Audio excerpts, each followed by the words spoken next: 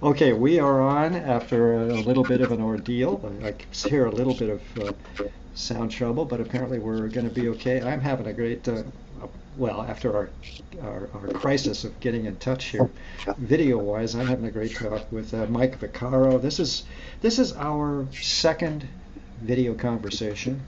The first video interview I had with Mike, we were talking about his earlier CD Journeyman, which was an amazing experience, and I shouted to the world that everybody who's a clarinetist should have a look at this CD Journeyman, because there was so much amazing, interesting material on that CD, and it was a whole different framework, multi-track, Mike playing every single woodwind in Greater Hollywood, it seemed like, and then organizing the tracks and all the rest of it. It was fantastic.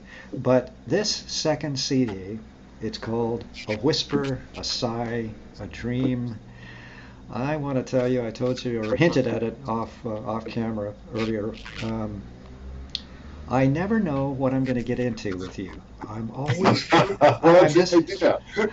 just always absolutely flabbergasted, and we're gonna, I'll put up and make sure everybody knows how to get to your website so they can buy the CD. But this is another CD that has the most incredible repertoire on it I've heard, or should I say heard for the first time. This is all music that is wonderful for clarinetists, for recital programs.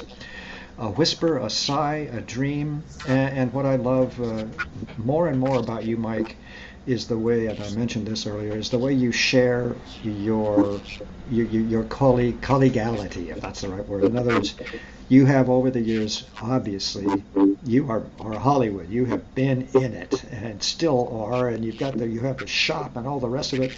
But the huge number of friends and composers and arrangers that you know, and their willingness to be to comply with your needs, which is to compose pieces for you, and their excitement about it. It's just an amazing. So we're going to start with this CD again. This one is a real recital, a clarinet recital.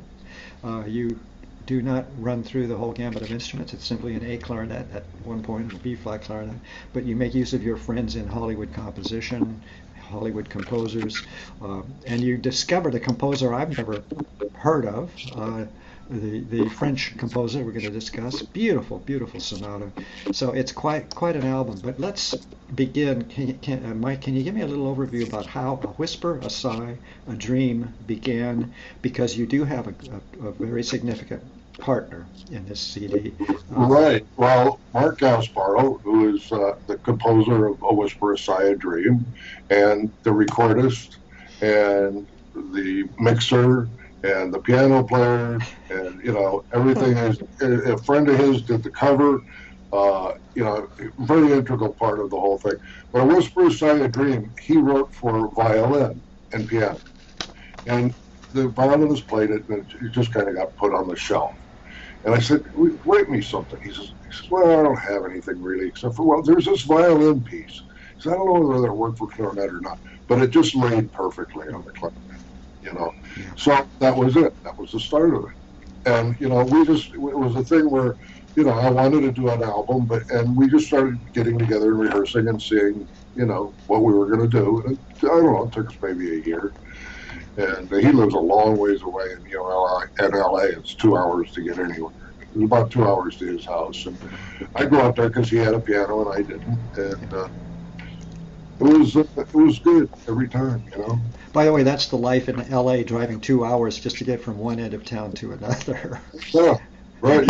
2 hours to get to work. It is a gigantic city, there's no doubt about it. And this brings up another thing that really impressed me on this CD and on your earlier CD. And I still owe you a CD coming up, and I'll be looking at that in a bit.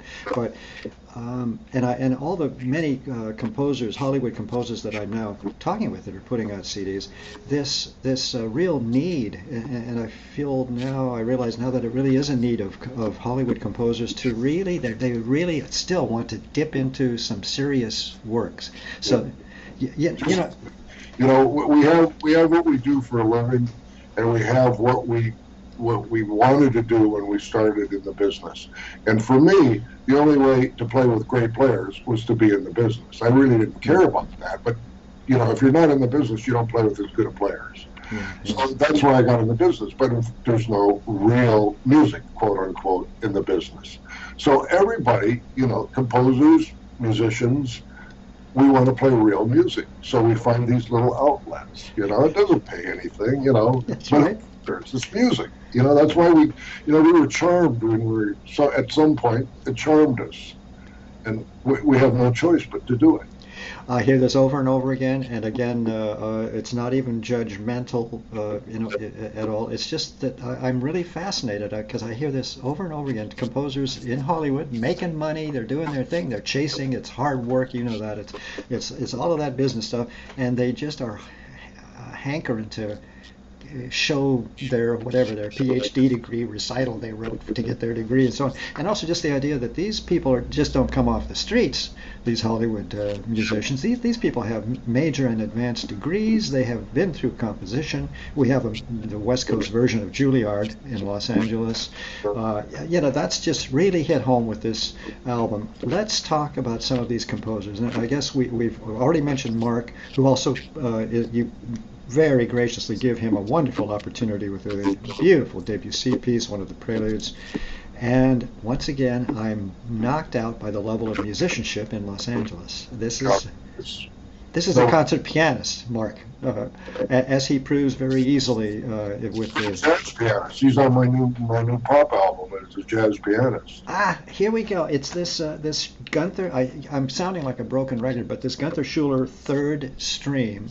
Now, I've been a hardcore classicist all my life, as in very much poo-pooed this whole bit about jazz and classical music somehow melding together.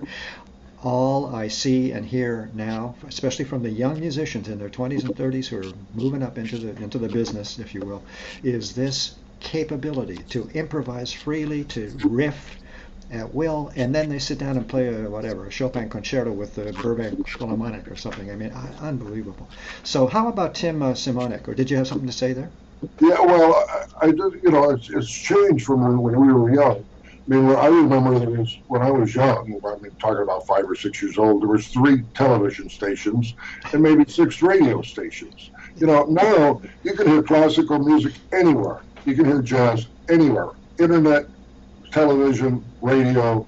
I mean, everybody has, so you can formulate a concept where before the concept was the concert band, the symphony orchestra, chamber music. That was it. Or Perry Como. Right? And Perry Como was a great singer. And by the way, they never mixed. Once upon a time, you never mixed. You never affiliated with. Yeah. But now, I mean, kids are learning harmony in junior high school. I never learned harmony. I just faked it, until it worked. I kept playing wrong notes, and then finally they were right notes, That's also a secret about improvisation anyway. It is. It's all wrong for a while, and then as your mind and your aesthetic, I guess, kind of begins to hear. I mentioned a couple nights ago in another interview that for me, Leonard Bernstein's symphonies, when I was a kid in junior high listening to them, I was like Schoenberg or something. I mean, I just could not figure it out. Now it's like Mozart. These are beautiful symphonies of Bernstein. And so this whole thing about growing the mind, growing the intellect, growing the skills, and that is this third stream idea. So much talent. Let's just try and focus a little bit on these composers that you have known and worked with that are on this incredible CD. I started mentioning Tim Simonek. Thank you. Give us a little overview of this guy. Another Hollywood composer. Yeah. Mm-hmm. He did many Pixar movies. He worked in that genre for quite a while. Give us a title or two. I read them earlier, and when I picked my job off the floor, we're not. Ratatouille, Up, Planet of the Apes. Yeah, there you go. That's the one that blew my brains out. So we're not talking about I'm trying not to be insulting, but we're not talking about ordinary. We're talking about extraordinary. Yeah. composers, all of them on this CD. What's the piece? Let's see. I kind of lost my notes. Oh, this Four Seasons, No Strings Attached is the piece that that he wrote for you. Have I got that right? He wrote it for you, or was it? He wrote it for me. Yeah. I asked him to do it. He did it. Well, first thing is it's mislabeled on the CD, and I don't know which one's right. You probably know the other Four Seasons, not my Four Seasons. But this is summer, winter, fall, and spring, and then I think on the record it says something else. And I don't know what the order is because I didn't pay attention to the original one. By the way, I'm glad that I didn't pay attention either, because the truth is it doesn't matter one little bit. No, but I mean the style of the music, kind of tells you, I guess. But anyway, it's mislabeled. So. It's amazing, and it's also very American. Very American. And I want to throw something at you about your playing. Remember, we're talking here. I'm talking to a man who plays everything in the woodwinds. He is a woodwind master all these years in Hollywood and so on. I love the style of your playing, the way you can change moods, and it's just so expert. Which explains your career, as in, you're asked to play this way or that way or the other way. Yeah. Right. Exactly. I mean, if I was playing with a symphony orchestra, I would probably play a lot more refined. No, I don't. Refined's not the right word because I'm refined. Yes, you are. But I mean, more rigid, because there is still a concept, and like you say, there's the L.A. Juilliard, and there's Juilliard, and there's all these places, and they're putting out clarinet clones. I mean, the day they graduate, they can go sit in a symphony orchestra because they know the literature. They play exactly like the guy that plays it. And, I'm just not that way. It doesn't interest me just to play that way.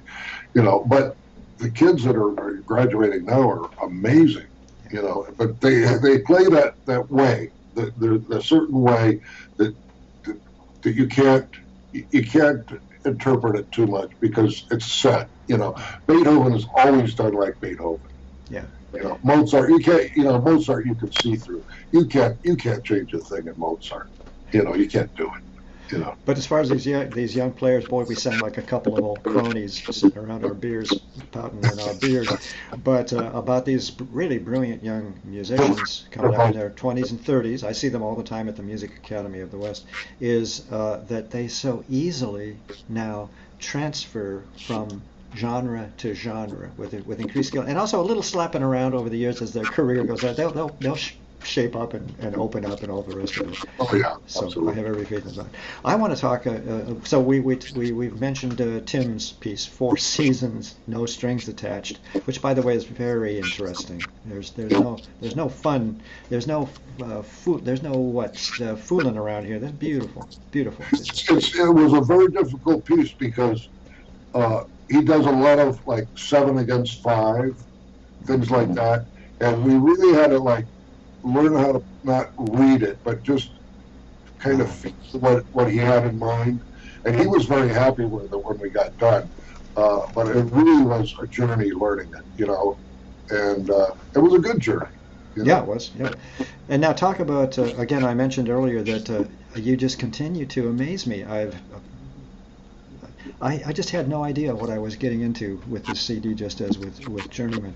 Here is a French composer you found, French, I guess, Alsace-Lorraine, basic on the last name, Charles Kepl. How do you? Kepl, a Germanic last name, and Charles, French first name.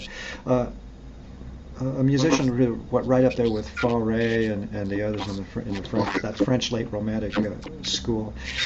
A piece called The Jungle Book. That was his famous piece. Yeah, you mentioned that, which I've never heard.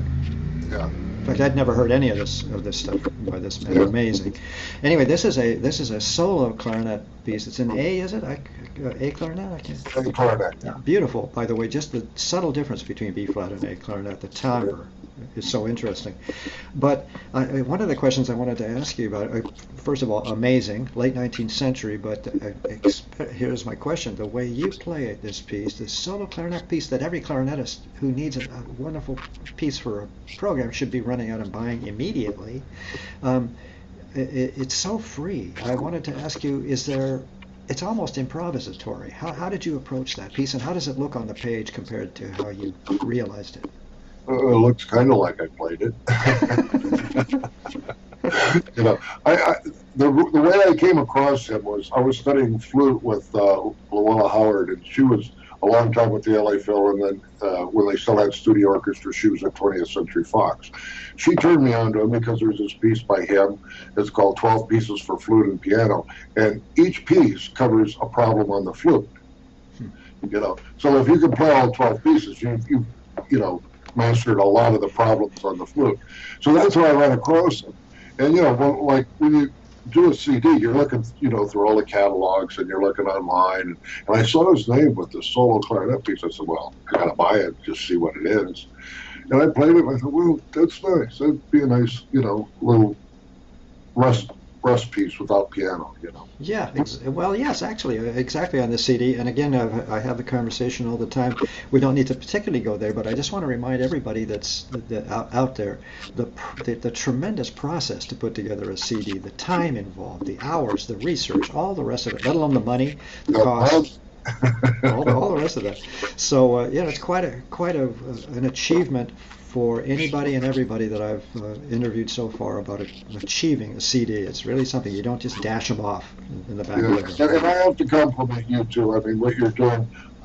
You know, I've seen a lot of the interviews in the written and on video, and there's so many of us out there that, you know, are qualified. And, you know, we don't have the money to take a $200,000 ad out in Billboard when the Grammys come around, but he'll talk to us, you know, and I think it's great because all the people on your list are great, you know, and I appreciate it. Well, the compliment goes both ways because I have met the most incredible people, yourself included, and it has just, my eyes have been opened wider than I thought they were, even about talent and art and creativity and composition. I'm the right guy because I'm wide open to everything that gets thrown at me. You know what I mean? Even esoteric music, I'm fascinated by. So anyway, thanks for the compliment. But let's now here's another one just to give everybody an idea of how superb. I'm not kidding. I use the word maybe too much, I suppose, but that's what I've encountered with all of you. The superb choice again of music, and I'm thinking of just now, and maybe you'll touch on it a bit. This Astor Piazzolla tango piece, and you know, you see it on the printed page, and I'm thinking, okay, it's going to be another tango, clarinet, piano. It was. It was the most amazing. It's called Oblivion. Right. And tell us how come you and Mark settled on this piece. It's in the program notes, but it's a beautiful story. I'm not quite sure. I don't remember, but I do remember that we played it off a lead sheet. It was just melody and chords. And being that it was a classical CD, we kind of tried to make it, you know, folk music, but classical folk music. Now, I did it again on my next record, which was called Latin Love. It was a jazz record. It's completely different. By the way, that's the next one up, I think. That's the third CD that I'll be looking at. And yeah, well, we did it on both CDs, and it's like a completely different, you know, version of it. And I like it too, and I might do it on every CD from now on. I don't know. Let's see. I'm just running through my notes here. You know. The way, and you do this a lot, you did it on the earlier recording, we've already mentioned how you support your colleagues, you support your composer arranger colleagues in Hollywood, and you give them work for you to do. But Nino Rota, the Italian film composer, famous, I suppose, and I remember all the Fellini films, but I was too dazzled by the visuals to remember the music much. But Nino Rota Italian film composer who's really, aside from maybe the films, heard of him. And on your CD, on this CD, I'm going to do it again. A whisper, a sigh, a dream. On this CD, a fabulous sonata. It sounds like Brahms, I think. It's gorgeous. And you mentioned that you were kind of Romantic, you know. yeah. And you tell us that story about how you and Mark were looking for something to do, and then you thought about Brahms. Go ahead, give us that. Oh, I don't know if we were thinking about Brahms or not. I think it's just one of those, you know. I used to go in there with stacks of music. I mean, and we just sight read through them till we found something we liked. And we like as soon as we heard this, we both liked it, Yeah. you know. And I mean, it's crafted so well, you know. I mean, it's really, really good writing. Beautiful for the instrument. It's also kind of late. If I guess what I'm going to use the word accessible, and then I'm going to explain what I mean by accessible because it is so overused.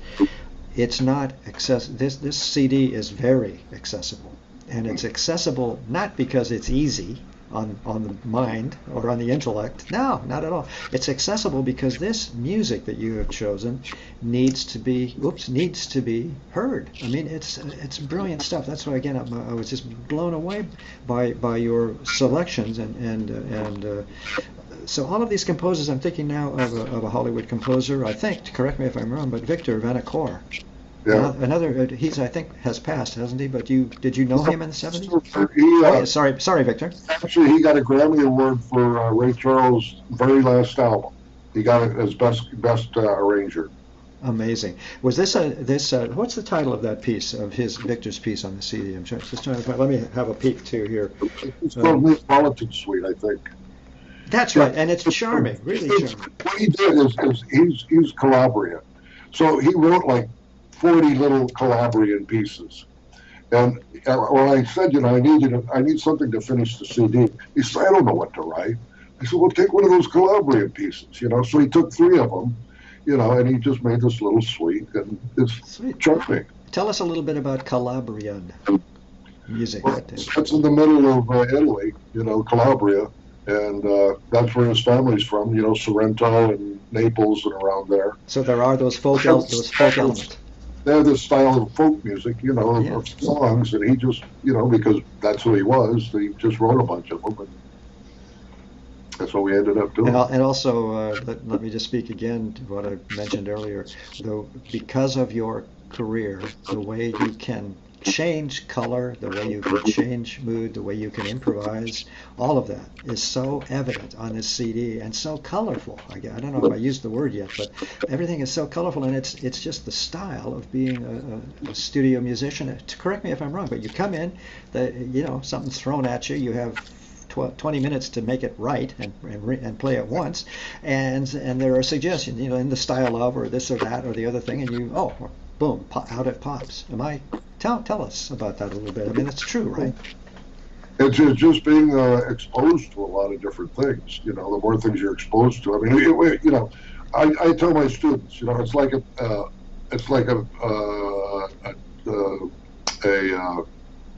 literature teacher that doesn't read books. You got to read books. You got to listen to music. If you want to be a musician, you can't be a musician until you know how you want to sound. And most musicians sound like somebody else before they sound like themselves. They find somebody, they go, oh, well, that's it, you know. And then they try and emulate that, you know. And that goes till you're about 20, and then you think, oh, well, maybe I should be myself, you know. Yeah, indeed. I don't want to waste our interview time, but after we're done here, I'll tell you an anecdote this very day that liberated me from myself. Great. From an incident that happened years and years ago. Everybody said I was totally wrong. They were totally wrong. I found out today. Anyway, and it's not about who wins and who loses. It's just, experience and seeing and understanding subtext and all the rest of it. So let's see. We've been kind of winging it, and we're, I guess, about done. What have I forgotten? I'm a little lost in my notes here. We had so much trouble getting I don't know that we've forgotten anything, but I think it's. I'm happy with the, you know, when you finish a CD, there's CDs that you can listen to the following week, and there's CDs you can't listen to for 6 months because, you know, you're not sure how you feel about them. or you may not like them or something. Most of my CDs I can listen to right afterwards, and I think it's because I pick things that are accessible, and we learn them well enough that it sounds like we really know them. We do. You know, we do. We Yeah, of know. course you do. Yeah. But it takes a lot of work. I'm working on a piece now for a new record from a film composer named John Scott, and he wrote me a piece for clarinet and string quartet. I've been practicing it for 2.5 years. I mean, every day. And I'm just starting to feel like I could play it almost every time. That's how Wow. this piece is. But it's beautiful. It's unbelievable writing. And that would be the next CD. We'll review that in a year. Okay, you gave me a good segue, because one of the questions I wanted to ask you, and there are a couple of other actually I'm seeing it more and more the more experience I gain in speaking with artists who are putting out CDs. This need to crank out those CDs, to keep putting them out. What is that? Is that a legacy? Is it what? How many CDs have you put out so far? 7 or 8? I think 6 or 7. I'm not sure which. Yeah. But it's turned out to be a hobby because it doesn't pay. Yeah, that's right. But it's more. There's more there. Come on. Come on now. There's more though. There's more to it. Surely. There is more to it, and I think it is about having a legacy. And I think it's you work so hard to sound good. You want people to know that you sound good. And by the way, that gives me another one. This CD that I hope we're going to help the world. Those, as you say, we're not going to get rich on this, but perk the ears of a few people out there, especially clarinetists. I was a clarinetist. I've hidden that fact for. I always kind of hesitant to send it to you, but I did anyway. I'm glad you did it. My attitude is slowly improving about things. No, it was Richard Stoltzman at California Institute of the Arts. When he said, we're now going to make reeds, that's when I said, I better be a conductor instead. Anyway, but this CD of yours, again, a whisper, a sigh, a dream. Get it in your heads, folks. And then you go to performingartsreview.net and look up Mike's page. I'm going to link your earlier CD and this CD, link the pages, so people can go and explore and give a listen and so on. But this CD was produced in 2013. Right. And with all that craze that we've spoken about, where everybody's cranking out the CDs, it's a good thing. It sounds like I'm being obstructionist or something, but it's a good thing. But the amazing thing that I've run into is that people will say to me, "Oh, well, I made that CD in, let's say, 2013. It's old hat. It's gone. It's lost forever." And it's sort of like saying, "Well, I wrote Moby Dick in 1834. It's now 1878. It's just no good. It's passé. It's gone." So I'm trying to get people to understand that what we have and what I'm discovering now that I'm, approaching musicians and reviewing so many CDs, this all over the world, this is an enormous wealth of recorded music. So your 2013 CD that we've just been talking about is absolutely pure and perfect and in need of being listened to this moment as it was when you first produced it. And that goes for everybody that puts out this kind of energy and effort and to create a CD. They're all masterpieces. I mean, I haven't run into a problem with anybody yet. So and I appreciate that, and I appreciate it for everybody that you've reviewed, because we all appreciate having you. I just want to say something. I don't know how close to the end we are, but I have a new record company. It's called ADC Recordings, which means adcrecordings.com. And all my records are there now, too. They can buy them there. Or of course, I don't know, CD Baby and those places. Sure, yeah, all over the place. And again, I'm going to put, that's part of my duty, I think, is to make sure people can click and buy. And again, we're not trying to make sales records. We're not going to do that. But I'm imploring, really, musicians out there. Again, clarinetists, pay attention. This CD has some gems on it, real repertoire gems for recital programs. Well, I'm exhausted. we had quite a hard time getting set up here. It just goes with the territory. But I'm so glad to see you again, Mike. Do I dare ask? You hint at all kinds of other stuff in the future. When are you going to run out and run down? When are you going to Oh, board well, at I've this? got 2 saxophone quartets to record, the clarinet quintet. Uh, I play with the clarinet quartet. We're one song away from finishing RCD, and I mean, that's what I do now. That's nice. And what I do now is review. I haven't flapped my hands as a conductor in a little while, so I mean, I'm just thrilled again to meet all of you, yourself included. So I guess we're done. We're right at about 30 minutes. It's perfect. I've told you about 4 times. I love your coat, and I'll be seeing you well in a few weeks. I think I made that promise about a year ago when we got started on this journey, but I'm doing the best I can to get caught up and give everybody some good coverage. So great pleasure, Mike Vacarro. Thanks for having me. Again, master woodwind musician. Thank you. Beautiful CDs you have put together and continue to put together. Great pleasure.